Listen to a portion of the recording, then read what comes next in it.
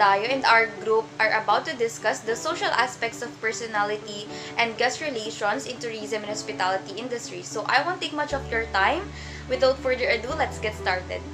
Social aspects. Sociologists define society as a group of people who share common values and lifestyles. Like as students in a school, we are a group of people who share common goals, and that is to study and finish college. So social aspects, on the other hand, are an important foundation for a society, and they encompass all aspects of it. Social aspects are the foundation for any society. It is the way we communicate, it is the way we interact with one another, and it is the way we function in our daily lives, and those are all influenced by the social aspects of our society. Like for example, our faith, the way we value hard work, the way we value success, and gaining an education. So our nature of personality involves our enduring thoughts, emotions, and behavior that characterize the way we adapt to the world. And it can be developed, it can be altered, or it can be improved. As I have said, it can be developed as we are about to go through maturation and adulthood. That is why different people respond to the same situation in different ways. Because we have individual differences, and there are different aspects, including the social, that interferes to the way we cope to something. Moving on, social aspects of personality are the commonalities among people within a specific culture.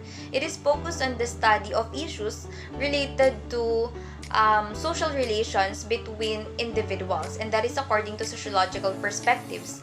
And social aspects may include our norms, our language, rules, values, customs, and traditions. So, your personality can reflect or be shown on your attitude, on your behavior, or the way you interact with others. Like for example, your culture. The way you say words or pronounce a word, or in Tagalog, the what we call the punto, it is shown the way you talk to others. So if you are from Laguna, maybe you talk like this. Hindi naman ako may gawa nun. And if you are from Batangas, then maybe you talk like this. Ala ikaw gay nag-aaral na naman. And it would be hard for us to totally obliterate it because that's the punto we grew up to. And another example is social trends such as fashion. If you came from a family who dress up conservatively, then maybe up to this day, you'll dress up fully covering your body. And if you have strict rules in your religion not to dress up revealing, then you'll follow it, and so on. And again, social aspects of personality is important because it implies that our personality can be developed, it can be altered, or it can be improved. That there are factors that influences to who we are now, and in our industry, it is really important for us to be aware on multicultural, for us to know how are we going to interact with our customers, with our guests, with our co-employees, and our employers. Also, we are just human beings.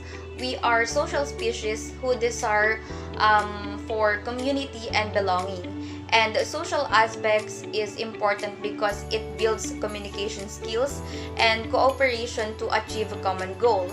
And the environment or the society we belong, as I have said, influences our social aspect of personality, wherein the environment serves as a role in determining a person's personality, that it makes a difference what a man does for a living and even where one lives. Again, culture, or cultural and social norms can dictate what traits are considered to important to personality. Next is the social cognitive theory. According to Albert Bandura, it emphasizes reciprocal influences of behavior, environment, and person or cognitive factors, meaning you are learning by observing others within the context of social interactions, experiences, and outside media contexts. Like for example, as you grow up, you learned altruistic behavior because you see your parents bring food to homeless person. And another example is children's behavior because they tend to imitate a person. And in this theory, we need a model or experience to observe in order for us to learn such action or doing. And this can be done through interpersonal imitation. Example in our industry, if you are a manager and you go to your establishment 15 minutes late before your time in, then your employees might think that it's okay to be late. Therefore, if you are a manager, you need to lead by example. And so that your employees will follow, and imitating you will not be a problem because you set a good behavior towards your work. Next is the interpersonal skills. So these are the behavior or the tactics that a person uses to interact with others effectively. So this may be one of the skills that an employer needs, depends on the position you are applying for.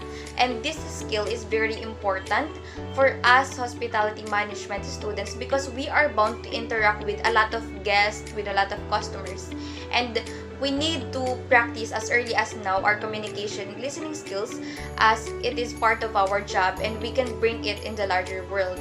Like for example, we are about to take order from our guest and we need to listen carefully about their orders or if they have special request. And if we fail to listen carefully, then we're doomed. There may be dispute on delivering the orders. And another example is in the front desk. We can't be over friendly with our guests even though we build a good relationship with them.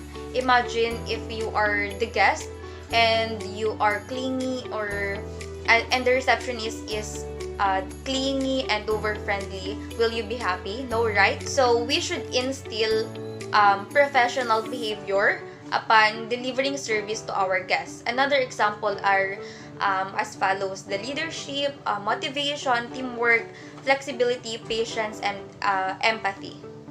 Hi everyone, my name is KM Barcelona and I'm going to talk about the intrapersonal communication. Intrapersonal communication takes place within a single person, often for the purpose of clarifying ideas or analyzing a situation. Other times, intrapersonal communication is undertaken in order to reflect upon or appreciate something. There are three aspects of intrapersonal communication, which are self-concept, perception, and expectations. Self-concept is the basis for intrapersonal communication because it determines how a person sees him or herself and is oriented toward others. Self-concept, also called self-awareness, and it involves three factors, which is beliefs, values, and attitudes. The first one is beliefs. Beliefs basic personal orientation toward what is true or false, good or bad. Values is deep-seated orientations and ideals generally based on and consistent with beliefs about right and wrong ideas and actions. Third is attitudes. Attitudes learn predisposition toward or against a topic, ideals that stem from and generally are consistent with values. So beliefs, values, and attitudes all influence behavior, which can be either spoken opinion or physical action.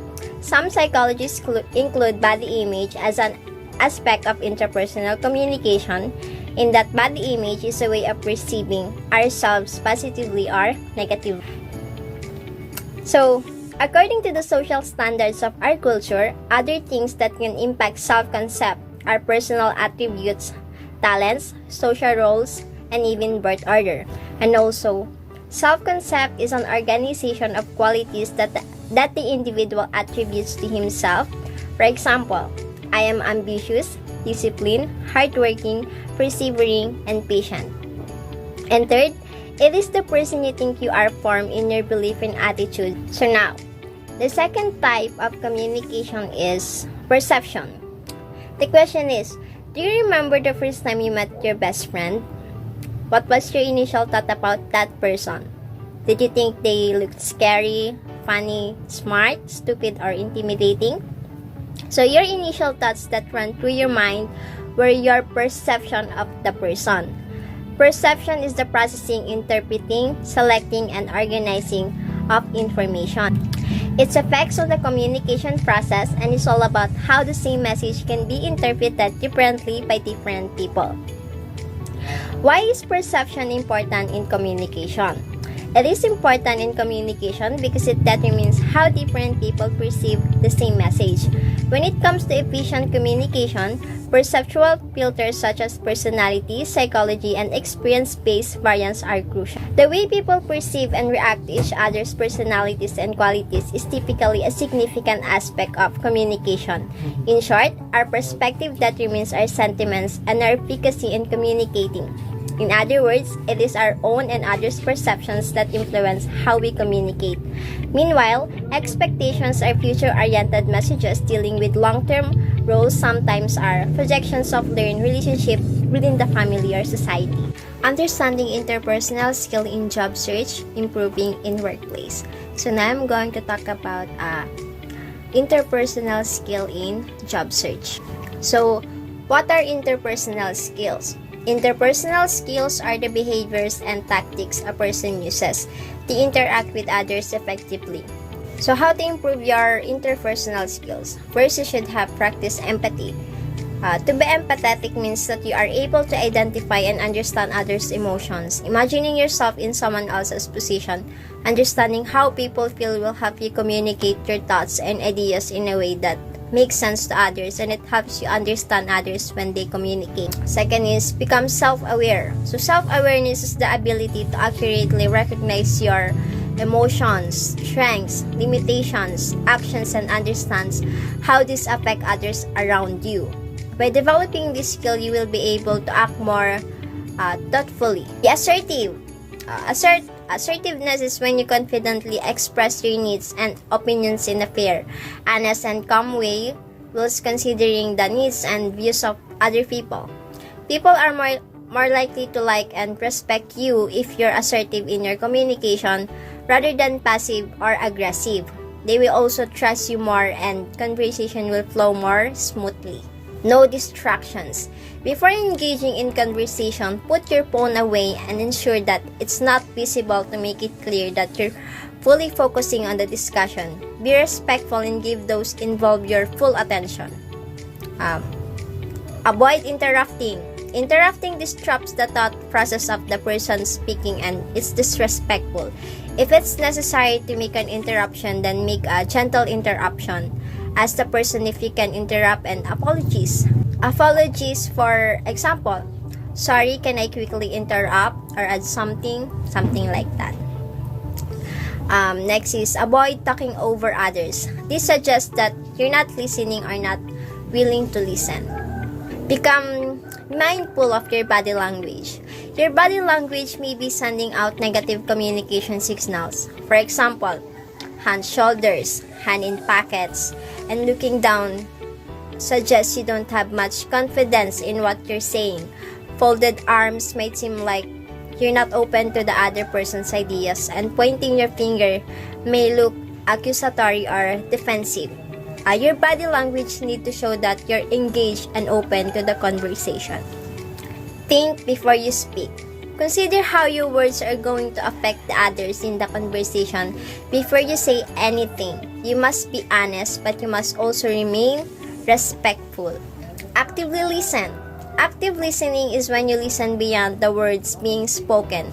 You understand the message being communicated. During conversation, a lot of the time, the listener is thinking about how they're going to respond rather than concentrating on what the speaker is saying. By really listening, you can provide a more thoughtful answer that takes the speaker's thoughts and opinions into account. Next is be open. Being open allows you to understand what's being said by positively receiving feedback and providing honest feedback in return. This gives everyone a fair chance to share their views and opinions, and it prevents you from becoming defensive or attacking. Next is avoid finishing other sentences. So for this, you may think that finishing other people's sentences is helpful or that it shows your understanding. However, others may interpret this as though you think they're not worth listening to or that you're impatient. Next is respect others' thoughts and opinions. Even if you disagree with what someone else is saying, you should have the courtesy of letting them speak before respectfully expressing your opinions. Even if you both don't agree at the end of the discussion, at least you'll both have an understanding of a different viewpoint.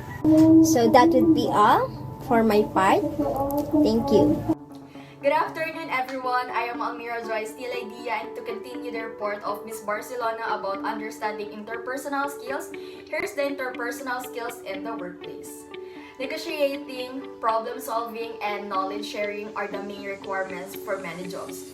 Other skills are seen as essential qualification for all employees, including teamwork, verbal and written communication, dependability, responsibility, and empathy. And we will discuss these terms further later, because before that, these following 8 tips can help you to improve interpersonal skills in the workplace. First is cultivate a positive outlook. I'm sure you will agree that working with a positive energy and environment can help you to be motivated at work. The cliche but a better idea for this is to separate your problem at home to work. And second, control your emotions. By doing this, you can maintain a healthy relationship to your colleagues and to always stay calm. Third is to acknowledge other expertise. Acknowledging others is a skill that can be developed. The more a leader practices it, the more they can believe in the person they're giving acknowledgement to. It will also make them feel better about themselves.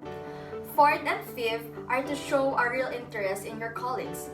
Plus, find one good trait in every co-worker. By doing this, you are not just creating a friend relationship to your workplace, but a positive and a healthy one, and thus the outcome to your workplace. 6. Practice active listening. And 7. Be assertive or showing a confident and forceful personality. And lastly, maintain your relationship. Moving forward, why are the interpersonal skills important? Strong interpersonal skills can help you during the job interview process, as interviewers look for applicants who can work well with others. They will also help you succeed in almost any job by helping you understand other people and adjusting your approach to work together effectively. Like what I've said or discussed earlier, on how to improve interpersonal skills, they can also help you to pass any job interview. But what are the interpersonal skills examples? Employers value interpersonal skills because they can contribute to positive work environment and help maintain an efficient workflow. Example of interpersonal skills are valuable to employees is: first, active listening. Active listening to others with the purpose of gathering information and engaging with the speaker. Active listeners avoid distracting behaviors while in conversation with others. Example, a front desk agent is busy with her laptop arranging some things, and suddenly a guest approaches her. What should the front office agent do? Of course, she should stop whatever she's doing on her laptop and focus on the guest. Greet them nicely, and then saying, "What can I do for you, ma'am?" Second, dependability. Simple. Employers highly value dependable workers and trust them with important tasks and duties. Third, empathy. A worker's emotional intelligence is how well they understand the needs and feelings of others, meaning always to put yourself in the shoe of others, because not all days are good for everyone. Fourth is leadership. Effective leaders incorporate many other interpersonal skills like empathy and patience to make decisions. Leadership skills can be used by both managers and individuals contributors. And lastly, teamwork. The ability to work together as a team is extremely valuable in every workplace. Cliche phrases again, but a good team to work together will be successful together. Let us know how to improve interpersonal skills. When we speak and connect with others, both individually and in groups, interpersonal skills are the tools we use every day. They comprise a variety of abilities, but communication abilities like active listening and persuasive speaking are especially important. They also encompass having self-control and emotional management. People with excellent interpersonal skills typically have the ability to work well with others, both formally and informally and in terms of groups. With family, friends, coworkers, clients, or customers, they can communicate effectively. It is not true that interpersonal abilities are the cornerstone of success in life. Additionally, they enjoy stronger connection at work and at home. By increasing your awareness of how you communicate, you can enhance your interpersonal abilities through these tips. Tip number 1. Attend workshops or online classes. There are several workshops, online classes, and videos on ways you can practice building interpersonal skills. While many are free, some are available at a cost. Tip number 2. Seek out opportunities to build relationships. If you work from home or do not otherwise have many opportunities to build interpersonal skills, you might consider joining a group. This could be related to your work like networking or industry-specific. Groups are simply a group that shares a similar interest or hobby. Tip number 3. Be thoughtful about your ways interaction can improve. Take time to review the interactions you have and consider ways you could have interacted more effectively. This might be certain words you said, ways you reacted, or body language you used. Tip number 4. Ask trusted friends or colleagues for constructive criticism. It is helpful to get a third-party perspective about your skill level and the specific ways you can improve. Ask friends or trusted colleagues to provide constructive criticism regarding your interpersonal skills. Tip number 5. Observe other positive interpersonal interactions. It can also be helpful to learn by seeing others use interpersonal skills. Observe positive interactions of those around you and apply those qualities you admire to your own relationships. Tip number 6. Seek out mentorship, asking someone you trust, admire, and respect to counsel you on improving interpersonal skills and advancing in your career overall can be extremely effective two-way learn. And tip number 7, set goals. Setting goals for yourself can also provide its structure, making your learning more efficient by understanding when and how you have made adequate improvements. Next is ethics. We studied this over and over again, and this is the justification of an action if it is morally right or wrong. It reflects on human beings and their interaction with nature and with other humans, on freedom, on responsibility, and on justice. Ethics, for example, it refers to those standards that impose reasonable obligations to refrain from rape, stealing, murder, assault, slander, and fraud. And ethical standards include those that enjoin virtues of honesty, compassion, and loyalty. And moving on to the personal ethics, so this is what a person uses in determining such action or before deciding to a situation either on a personal or professional setting. Personal ethics also helps and influences us with our professional or personal goals and the way we face our day-to-day lives. And each of us have different code of ethics, but somehow we have the same with others, example, honesty and respect. And in our industry, personal ethics is important because it sets a standard behaviors towards our co-employees, with our guests, and with our employers. And it also improves decision-making process. Like for example, when you are in a situation where a guest complain about your service, Personal ethics helps you decide if this solution is much better than the other to resolve the conflict. It also allows leaders and employees to trust and support each other. And this is also related to business ethics, whereas it examines ethical principles and moral or ethical problems that can arise in a business environment. Ethical behaviors in the workplace includes obeying the company's rules, effective communication, taking responsibility, accountability, professionalism, trust, and mutual respect for your colleagues at work. So these examples of ethical behaviors ensures maximum productivity output at work. Code of Ethics. They provide a general idea of ethical standard of a business or organization. Several professions have a code of ethics that exists independent of any particular employment. For instance, ang hospitality or tourism management professional is always bound for their profession, regardless of whether they work for a large organization or in a private training. These codes constitute the basic expectation of this job and guide them when making a decision. The industry that is hospitality happens to be a very competitive one, and when customers are not happy at one place, they will gladly move to another place. Customers love feeling valued and appreciated, and every little thing that dissatisfies them can make them live without a second thought.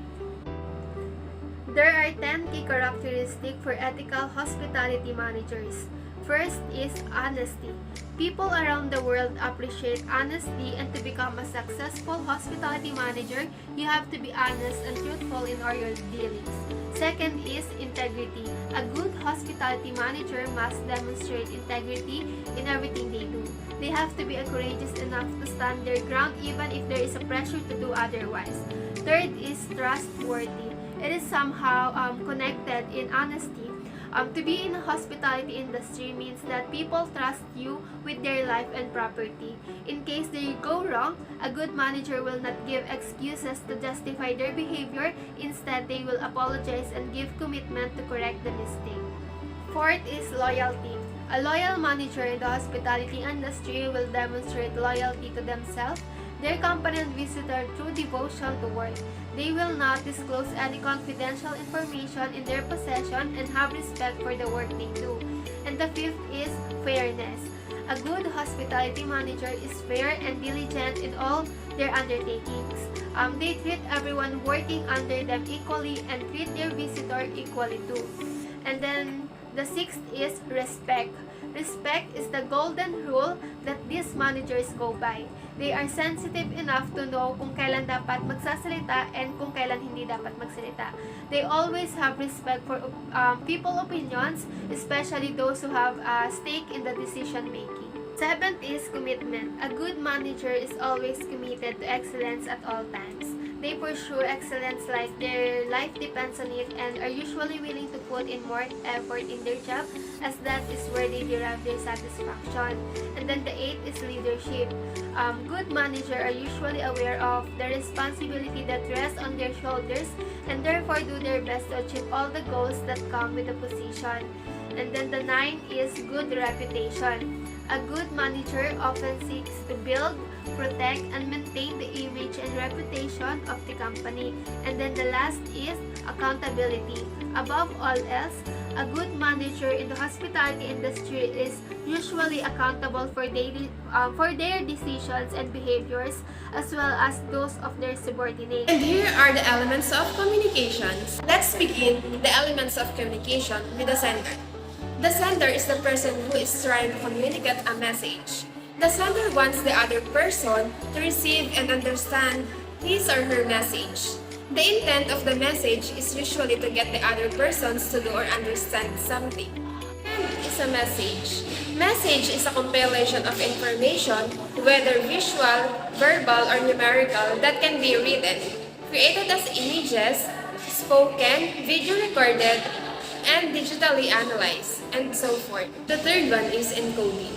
Encoding is the process of turning thoughts into communication. The encoder uses a medium to send the message. a phone call, email, text messages, face-to-face meeting, or other communication tool. And the next is media. Media is defined as means as delivering or receiving a message, information, or data. The means through which the information is passed can be in a verbal or non-verbal type. There has to be a common language known by both the sender or receiver to transfer information successfully. Decoding is translating the message from its science format into meaning. It means converting a message into thoughts by translating the received stimuli into an interpreted meaning in order to understand the message communicated. The next is receiver. Receiver is the person who receives the message or for whom the message is meant for. It is the receiver who tries to understand the message in the best possible manner in achieving and desired objectives. Before last, we have feedback. Feedback ensures that the receiver understood the message in the way the sender wanted the message to be understood. Feedback is also known as reaction and responses. The source can be judged by the reaction if the message was received correctly. Lastly is the noise. Noise refers to influence and effective communication that influence the interpretation of conversations. While often looked over, communication noise can have a profound impact both on our perception of interactions with others and our analysis of our own communication proficiency. Forms of communication noise include psychological noise, physical noise, and sociological and semantic noise.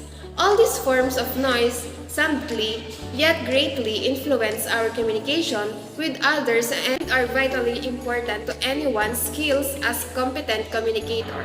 Assertiveness communication. Assertiveness is a skill regularly referred to as the ID, social, and communication skills training. Being assertive means being able to stand up for your own or other people's rights in a calm, positive way, without being either aggressive or passively accepting wrong.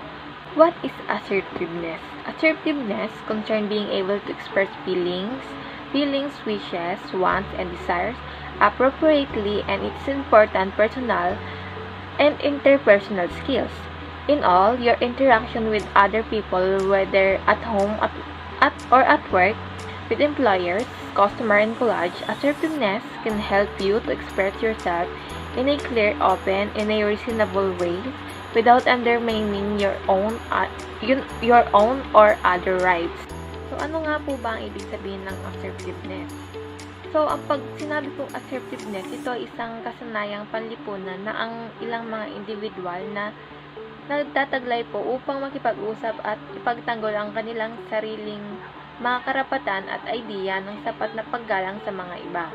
Ang pagiging assertiveness po ay isang kakayahan na nagpapahintulot sa tao na iparating ang kanilang pananaw mula sa balanse sa pagitan ng isang agresibong estilo at isang passive na estilo ng komunikasyon. Ang salitang assertiveness po ay nagmula po sa Latin word na assertus na nagsasaad po ng isang pahayag tungkol sa isang katiyakan ng isang bagay.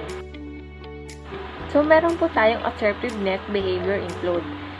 So, una po is being open, expressing wishes, true and feeling, and encouraging others to do likewise. Second is listening to the view of others and responding appropriately, whether in agreement with those views or not. Next is accepting responsibilities and being able to delegate to others, regularly expressing appreciation of others for what they have done on our doing. Next is being able to admit to mistake and apologize. Next is maintaining self-control and behaving as an equals to others. So some people may struggle to behave assertively for a reason and find that they behave either aggressively or passively instead. What about being passive? So, being passive, responding in a passive or non-assertive ways tend to mean compliant with the wishes or others and undermine individual rights and self-confidence. So, naman po, ang passive naman po ay isang estilo kung saan lumilitaw ang mga individual passive sa panlabas, ngunit talagang nagpapalabas ng galit sa banayad, hindi direkta po o behind the scenes na paraan. Sa halip ipinapahayag nila ang kanilang galit sa pamamagitan ng banayad na pagpapahina sa mga bagay, kumbaga po tao o naisip ng kanilang mga hinanakit. So, is being aggressive. So, what is being aggressive? So, aggressive behaviors fail to consider the views of feelings of other individuals. Those behaving aggressively will regularly show praise or appreciation of others, and an aggressive response tend to put others down. So, aggressive responses encourage the other person to respond in an assertive way, either it is aggressively or passively. So, ang aggressive po or agresibong komunikasyon, ito ay isa sa mga uri ng komunikasyon na may pinakakilalang mga kapintasan or mga kasalanan dahil ang mga taong gumagamit ito ay nagpapayag ng kanilang boses na napakataas na tono po. So, binibigkas ang bawat salita sa isang tamad na pamamaraan or paraan ng hindi isinasang-alang-alang kung ano ang iniisip ng mga tao o pakiramdam ng mga tao sa paligid niya. Sa maraming pagkakataon, ang mga tao ay nahuhulog sa isang estado ng kawalang interes at kahit na gumagamit ng isang kabastusan. So, this is an example of passive communication. Not speaking up for yourself either because you think your views doesn't matter or for reasons like trying to please everyone or keep happy. So, dito po, they do not take action but instead let things happen to them. Putting your needs to the needs or others. So, kung mga tao, inuuna po muna yung iba bago ang sarili. So, hesitating voice or with body language like at the floor of shrugging the shoulder. Undermining your opinions with passive phrases such as, only if you don't mind, but it really doesn't matter that much to me. So, ito po yung mahinang pagsasalita kung may pag-aalinlangan sa mga sasabihin. Kaya minsan po, mas pinipili na lang po nilang tumahimik imbis na magsalita. So, ang passive communication po is any form of communication that is indirect or takes place in subtext. Kung sa madaling salita po, ito po ay maraming paligoy-ligoy. Ito po yung when our words are not clearly showing what exactly is in our mind. And now we will discuss about the guest relations in the tourism and hospitality industry. So first is alamin muna natin kung ano yung guest relation.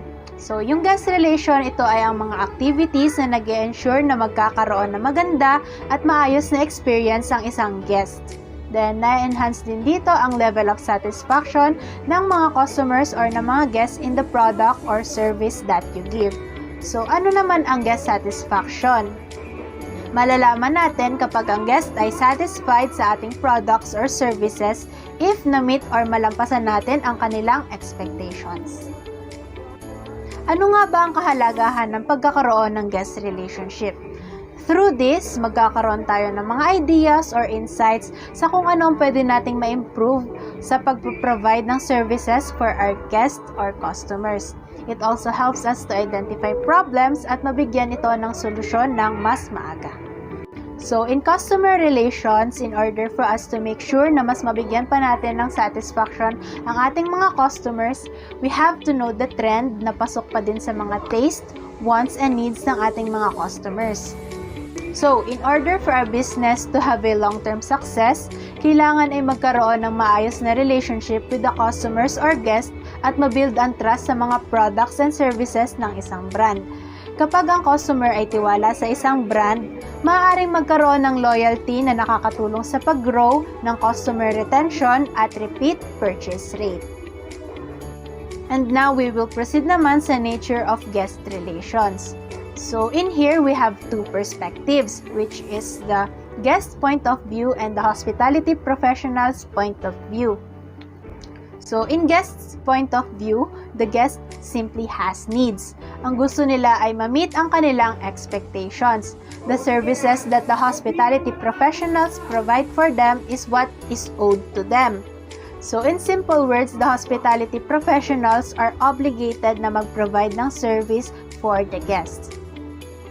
And on the other hand, from the hospitality professionals' point of view, they are simply trying to run their business. Kumbaga, business is business para sa kanila. What they want is for them to work smoothly. Why is it important to study in the perspective of hospitality and tourism industry?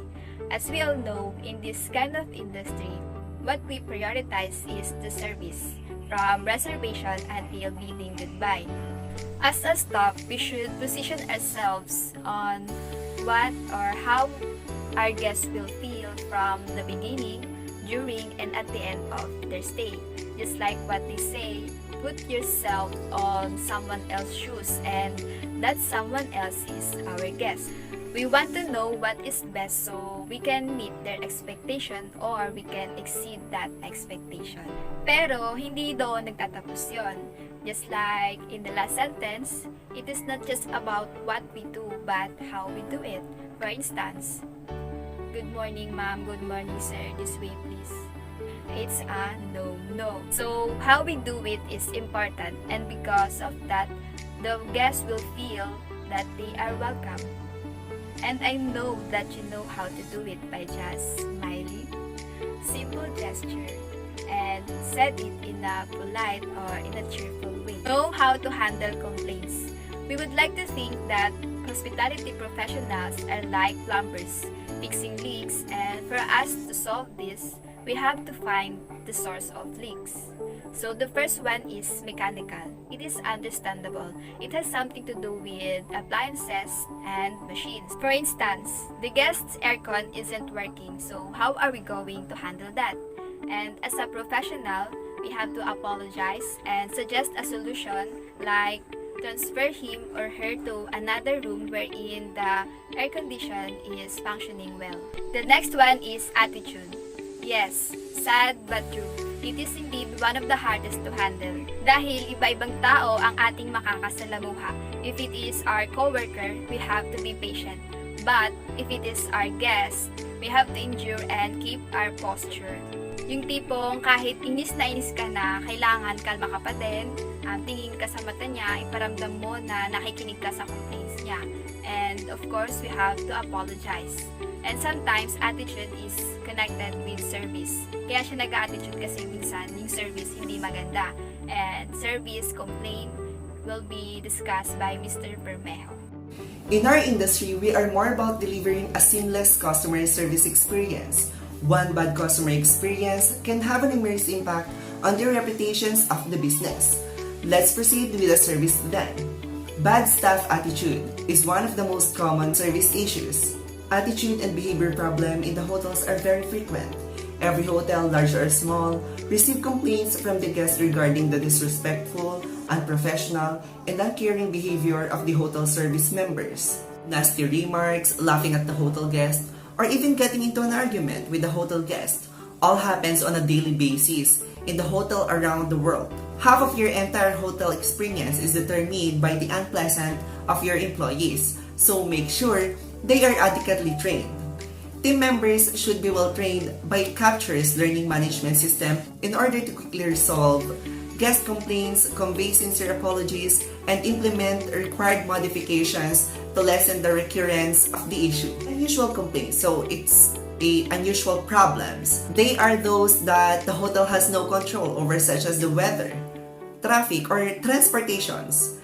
Guests sometimes expect the front office staff to resolve or at least listen such kind of complaints, which are unusual, and the hotel can't do anything about them. Sometimes guests demand something that's simply unwarranted or impossible to deliver, such as they may complain about absence of a swimming pool, lack of transportations, or bad weather, and so on. Hotels generally have little or no control over the circumstances surrounding unusual complaints. So, front office management should alert front desk agents that on occasion guests may complain about things the staff can do nothing about them. Through such orientations, staff will be better prepared to handle unusual situations or complaints with the appropriate guest relation techniques and avoid a potentially difficult encounter. Always remember the best practices in handling guest complaints in your hotel business or hotel. Always listen, empathize, apologize, take action, then follow up. Even though it may not seem like at a first glance, customer complaints are a blessing in disguise. With the right approach, you will be able to use them to your advantage and take your business to a new level. The most important elements of every business is its clients. The more clients you have, the more successful your business will be. And the best way to maintain the existing clients and obtain new ones is by keeping them satisfied with the service that you provide. So, ethical theories. Ano nga ba yung ethical theories? So, it helps us to determine kung ano nga ba yung mga ethical obligations natin. Yung ethical obligations, ito yung moral requirement to follow a certain courses of action that is to do or to refrain from doing certain things. So, ethical theories tells us kung ano nga ba yung mga obligado nating gawin without referring directly sa mga specific examples. Para mas maintindihan pa natin kung ano nga ba yung ethical theory, merong 4 na goal na kailangan sundin o ma-achieve ang mga decision makers. Then, these are the beneficence, least harm, respect for autonomy, and justice. So, first is the beneficence. So, the main principle ng beneficence is to guide the decision maker to do what is right and prioritize what is good. So, example of this is yung act of charity, then yung mercy and kindness. So, next is the least harm. So, dito naman, it is like the decision maker is left with no choice. So, ang gagawin ni decision maker is to choose kung alin yung sa tingin niya ang hindi sobrang makakaapekto sa nakararami. So, it is inevitable na meron pa din tayong maapektuhan ng mga tao, but still, kailangan pumili ni decision maker ng least harm possible to prevent na maapektuhan ang mas nakararaming tao. Respect for autonomy. What do we mean by autonomy? It is a self-governing state. Let's put it in a layman's term. For example, magaling ka sa trabaho mo, kaso nga lang toxic na doon. And syempre, dahil toxic nga, ikaw ay magre-resign na. And ipinagpaalam mo ito sa iyong boss.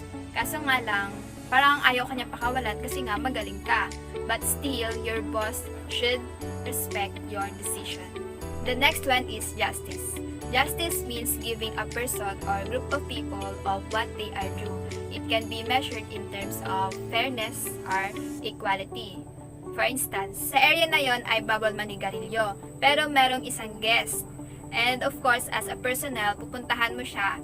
Kaso ang itinahilan niya sa iyo ay hindi niya nakita yung sign at gustuhin niya mang magtanong during that time ay wala siya napagtanungan kaya doon na lang siya nag-smoke.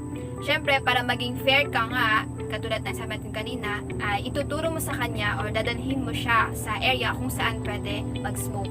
Some of the philosophical ethical theories commonly appeal to include are utilitarianism, Kantianism, social contract theory, virtue theory, and feminist ethics. The concept of utilitarianism is that it produces a highest good for the greatest number of people.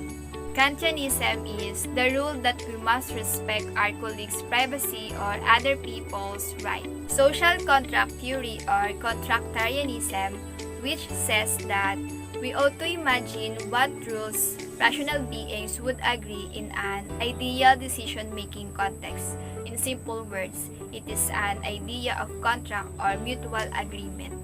Virtue theory, it says that we ought to focus not to follow the rules, but we focus on what kind of people we want to be.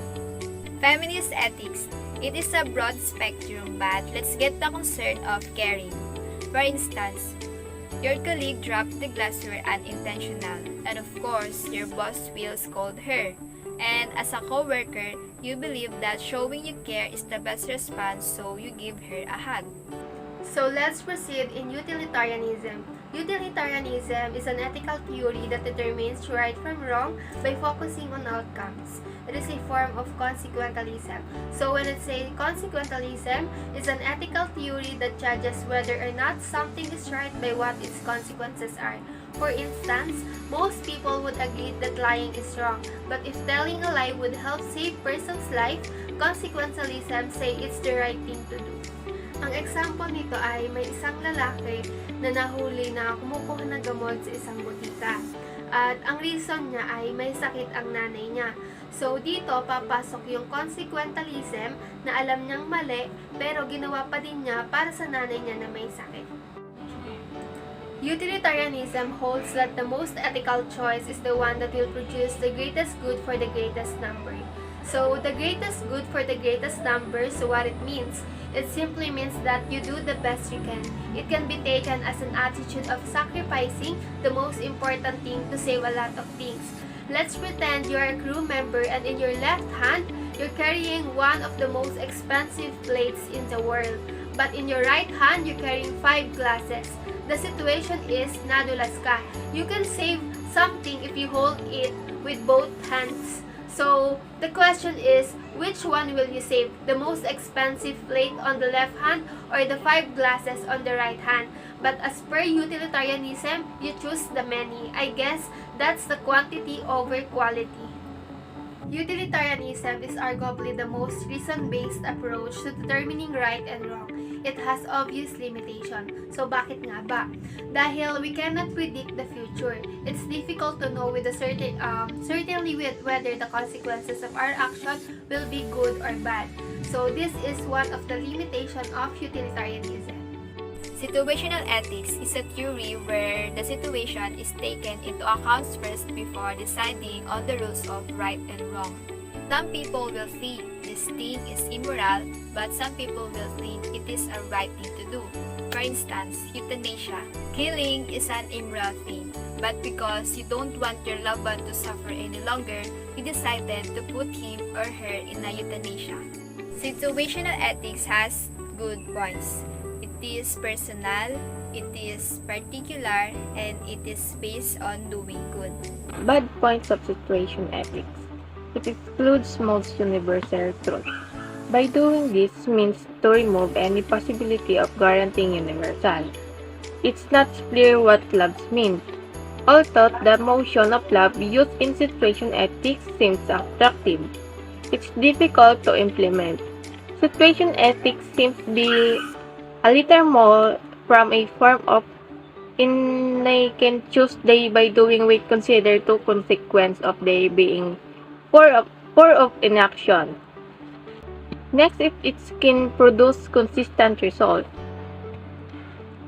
So, it may be both easier and more just in living to treat similar in situation. So, dito po, hindi consistent kasi iba-iba ang situation, hindi laging bad at good. It may approve of evil act. So, kaya po naging bad point siya kasi nga 'di ba minsan may mga bagay na gusto natin solusyonan kaso sa maling paraan. Categorical imperative is something you must always do, no matter what the situation, no matter what you want to achieve, or what your desires are. This means you should only act in a way whereby you want everyone else in the world to act in the same way, and by that basis, you should refrain from doing things that you would not want everyone else to do. Kant would argue that an act is permissible if you're willing for that action to be universalized. If you're not, then this cannot be moral law. If your actions would cause contradictions in your will when universalized, then these are actions that you should not do. Let's take the example of lying or kasinungalingan. If you're in the situations where about to lie, ask yourself, what would happen if everyone lied all the time? If lying was permissible for everyone, in the world, truth would become meaningless. And no one could be trusted. It would result in chaos, and no rational person would want this type of world. So we conclude that you should never lie. Kant argues that there can be 4 formulations of the principle of universalizability. The formula of the law of nature. Act as if the maxim of your action were to become through your will, also known as the law of universalizability, because it contains that if a behavior is morally correct, it must be applicable to everyone. We ought to behave as though our deeds will one day be regarded as natural laws. To put it another way, if anyone else were in our situation, they would need to act in exactly the same way. The formula of the end itself. Act in such a way that you always treat humanity, whether in your own person or in the person of any other. Never simply as a means, but always at the same time as an end. In other words, rather than treating individuals like objects, we ought to respect and regard them for who they are. Differentiating between things that are merely instrumentally valuable and things that are intrinsically valuable aids in understanding Kant's argument. Some things in life are only useful as tools to get other things. The formula of autonomy. So act that your will can regard itself at the same time as making universal law through its maxims. This formula's main idea is that by acting rationally, our human will has the power to constructively influence the environment we live in. We should think about whether our intended principles are deserving of our position as world shapers while we act. Formula of Kingdom of Ends. So act as if you were through your maxims, a law-making member of Kingdom of Ends. The point here is that the moral fate of all people hangs together. We saw that Kant thinks of human beings as ends in themselves, and so, collectively, we are a kingdom of ends. Or more simply, a moral community. As I act, I should consider whether my actions contribute to or detract from the moral community.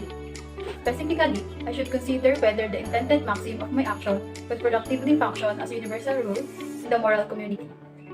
Never treat a person as a means to an end. Persons always end in themselves. We must never use or exploit anyone for whatever purpose. The use of the word end has the same meaning as the phrase means to an end. If someone is an end in themselves, it signifies that their intrinsic worth is independent of anything else. It does not depend on how much they are enjoying their life or improving the lives of others. We are valuable because we exist. Type of duties according to Kant. 1. Perfect duty. These are the things that we feel obligated to do. For example, no breaking promises, no killing, no physical harming others, no theft, no lies.